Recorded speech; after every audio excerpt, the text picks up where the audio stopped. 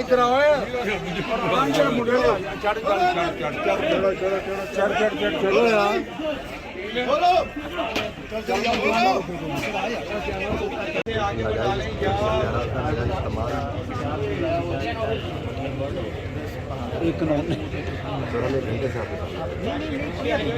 मैं आपको सिर्फ ये बताना चाहता हूँ सर कि अगर अब आप लोग अरेस्ट के बीच में आएंगे तो मैं आपसे कार्य सकता हूँ यार सानू भी अरेस्ट कर लो ते हो जाएंगे असा तो कभी पहली बारी देखिया ने अदालत आई या तो एंटी करप्शन या पुलिस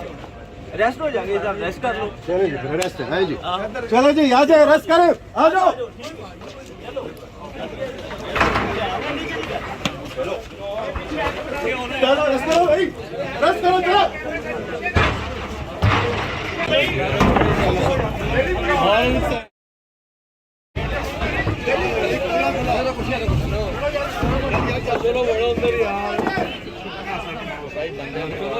इधर आओ